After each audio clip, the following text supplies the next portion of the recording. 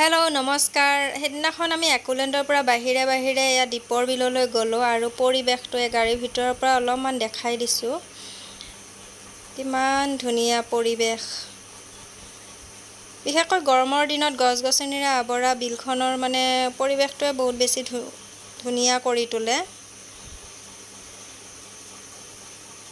এয়া আপোনালোকে ইয়াতে ৰাস্তাৰ ওচৰত বিভিন্ন ধৰণৰ দোকান পাব যি ইচ্ছা তাকে খাবলৈ পাব গৰমত খাবলৈ ডাব নাৰিকল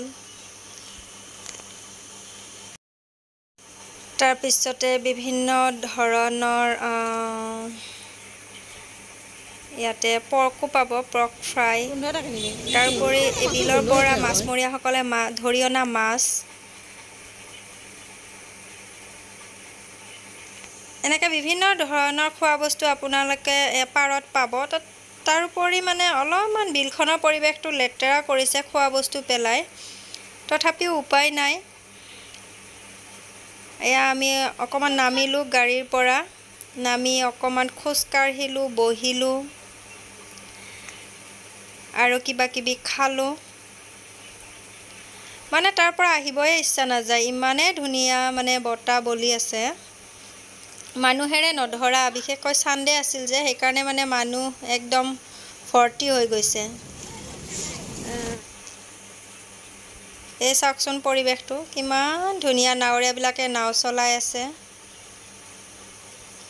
দেখিয়ে কিবা মন শান্তি লাগি যায় মাত্ৰ এই সাইড বিলাকত অলপমান লেতেৰা কৰিছে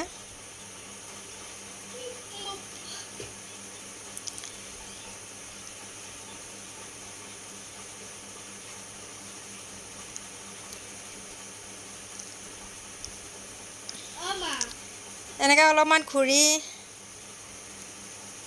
লাহে লাহে ঘৰলৈকে আহিলো যেহেতু সন্ধিয়াও হৈ আহিছে আৰু সন্ধিয়া পৰত তোলাৰ কাৰণে ভিডিঅ'বিলাক ইমান ক্লিয়াৰ হোৱা নাই তথাপি আপোনালোকক দেখাবলৈ চেষ্টা কৰিলো bye bye friends thank U